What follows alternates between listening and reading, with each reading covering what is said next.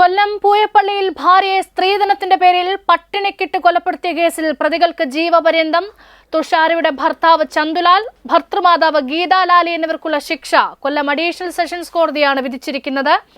രണ്ട് പ്രതികൾക്കും ജീവപര്യന്തം ശിക്ഷയാണ് കോടതി വിധിച്ചിരിക്കുന്നത്. അതായത് തുഷാരയെ പട്ടിണിക്കിട്ട് കൊലപ്പെടുത്തിയ കേസിൽ ഭർത്താവ് ചന്തുലാലിനും ഭർത്തൃമാതാവ് ഗീതാലാലിക്കും കോടതി ജീവപര്യന്തം തടവ് വിധിച്ചു. അതിനൊപ്പം തന്നെ 1 ലക്ഷം രൂപ വീതം പ്രതികൾ പിഴയും ഒടുക്കണം. കൊല്ലം അഡീഷണൽ ഡിസ്ട്രിക്റ്റ് ആൻഡ് സെഷൻസ് കോടതിയാണ് ഈ വിധി വിധിച്ചത്. ഏതായാലും ഈ പറഞ്ഞതുപോലെ പ്രോസിക്യൂഷൻ ആവശ്യപ്പെട്ടിരുന്നു പ്രതികൾക്ക് കടുത്ത ശിക്ഷ തന്നെ നൽകണമെന്ന്. സമാനതകളില്ലാത്ത ക്രൂരതയാണ് നടന്നത്.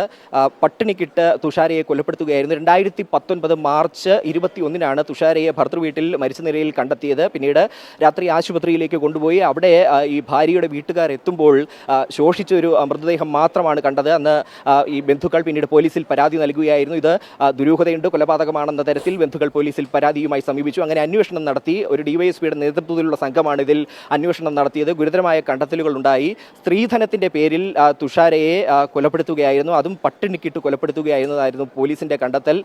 ഈ 5.5 വർഷമാണ് ഇവർ ഒരുമിച്ച് ജീവിച്ചത്. അതായത് 2013 തുഷാരയുടെയും ചന്തുലാലിന്റെയും വിവാഹം. അതിനുശേഷം സ്ത്രീധനം ആവശ്യപ്പെട്ട് മാനസികമായും ശാരീരികമായും തുഷാരയെ ഈ അമ്മയും അതുപോലെ തന്നെ ഭർത്തൃമാതാവും ഈ ചന്തുലാലും ചേർന്ന് മാനസികമായും ശാരീരികമായും പീഡിപ്പിച്ചിരുന്നു. അത് പോലീസിന്റെ അന്വേഷണത്തിൽ കണ്ടെത്തി. നിരന്തര പീഡനം ഉണ്ടായിരുന്നു. ശാരീരികമായും മാനസികമായും പീഡിപ്പിച്ചു. ഭാര്യയുടെ വീട്ടുകാരെയും മാനസികമായിട്ട് പീഡിപ്പിച്ചു. ഭാര്യയുടെ വീട്ടുകാരിൽ നിന്നും ഭാര്യയെ അകറ്റി നിർത്തി. 2 കുഞ്ഞുങ്ങളുണ്ടായിരുന്നു, 2 പെൺമക്കൾ ഉണ്ടായിരുന്നു തുഷാരയ്ക്ക്. അവരെ ഒന്ന് ലാളിക്കുന്നതിനുള്ള അവസരം പോലും തുഷാരയ്ക്ക് നൽകിയില്ല. അത് സ്ത്രീധനത്തിന്റെ പേരിൽ അങ്ങനെ ഒരു കടുത്ത പീഡനത്തിലേക്ക് ഈ പ്രതികൾ പോവുകയായിരുന്നു. തുഷാരയെ ജീവൻ എടുക്കുന്ന തരത്തിലേക്ക് ആ പീഡനമെത്തി. 2019 മാർച്ച് 21 തുഷാര മരണപ്പെടുകയായിരുന്നു. പോസ്റ്റ്മോർട്ടത്തിലാണ് ഈ ക്രൂരത കൂടുതൽ വെളിപ്പെട്ടത്. അതായത് 21 കിലോ മാത്രമായിരുന്നു മരണപ്പെടുമ്പോൾ തുഷാരയുടെ ശരീരത്തിന്റെ ഭാരം. അങ്ങനെ ഒരു അവസ്ഥയിലേക്ക്, ആരോഗ്യനിലയിലേക്ക്, ശാരീരിക അവസ്ഥയിലേക്ക് തുഷാരയെ ഈ 2 പ്രതികളും ചേർന്ന് എത്തിക്കുകയായിരുന്നു. അതിനൊപ്പം തന്നെ ഈ വാരിയലുകൾ തെളിഞ്ഞു നിൽക്കുന്ന ഒരു അവസ്ഥയിലായിരുന്നു, വയറൊട്ടിയ നിലയിലായിരുന്നു. ആമാശയത്തിൽ ഭക്ഷണത്തിന്റെ ഒരു അംശം പോലും ഉണ്ടായിരുന്നില്ല. അങ്ങനെ കൊടും ക്രൂരതയാണ് ഈ 2 പ്രതികളും ചേർന്ന് ആ യുവതിയോട്, 28 വയസ്സുള്ള തുഷാരയോട് കാണിച്ചു തന്ന ഒരു വിലയിരുത്തലിലേക്ക് പോലീസ് എത്തി. ആ കണ്ടെത്തലുകളടക്കം ഉൾപ്പെടുത്തിയാണ് കുറ്റപത്രം പോലീസ് സമർപ്പിച്ചത്. എന്തായാലും പ്രോസിക്യൂഷൻ ഇക്കാര്യത്തിൽ ശക്തമായ രീതിയിലുള്ള ശിക്ഷാ നടപടികൾ ഈ പ്രതികൾക്കെതിരെ വേണമെന്ന കാര്യം തുടക്കം മുതൽ തന്നെ ഉന്നയിച്ചിരുന്നു. ഇന്ന് ഉച്ചയ്ക്ക് 12 മണിയോടുകൂടി ഈ കേസ് പരിഗണിച്ചപ്പോഴും പ്രോസിക്യൂഷൻ പറഞ്ഞത് അത് തന്നെയാണ്. അപൂർവമായിട്ടുള്ളൊരു കേസാണ്. സ്ത്രീധനത്തിന്റെ പേരിൽ സ്വന്തം ഭാര്യയെ പട്ടിണിക്കിട്ട് കൊലപ്പെടുത്തുന്ന കേസ്. സുഹൃത്തുക്കളെ, നിങ്ങൾ കണ്ടല്ലോ തുഷാരയുടെ സംഭവം. ഇത് 4-5 വർഷത്തിന് മുമ്പ് നടന്നൊരു സംഭവമാണ്. അതിൻ്റെ വിധി ഇപ്പോഴാണ് വന്നതെങ്കിലും നേരത്തെ നടന്നതാണ്. ആ സംഭവം നടന്ന സമയത്ത് നമ്മളിതെല്ലാം കണ്ടിട്ടുള്ളതാണ്.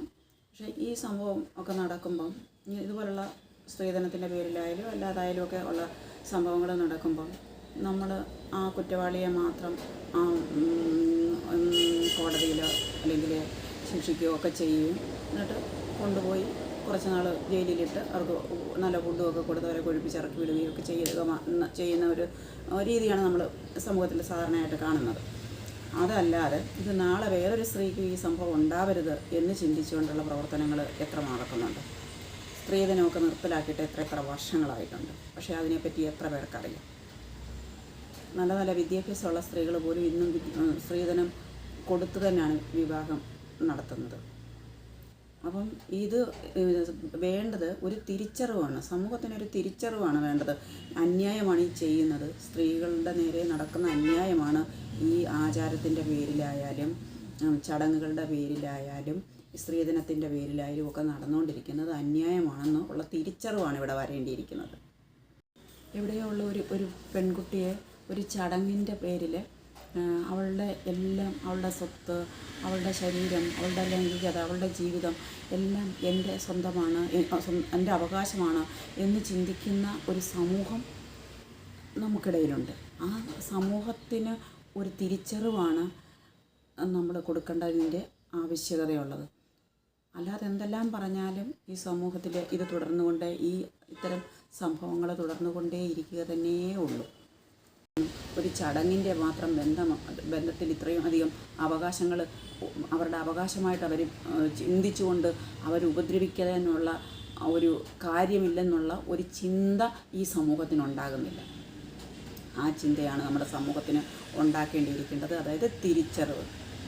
ആ തിരിച്ചറിവ് ഉണ്ടാക്കാൻ വേണ്ടിയിട്ടുള്ള പ്രവർത്തനങ്ങൾ എല്ലാവരും ചെയ്യേണ്ട ഒരു കാലഘട്ടമാണിത്. അത് മാത്രം പറഞ്ഞുകൊണ്ട് നിർത്തുന്നു.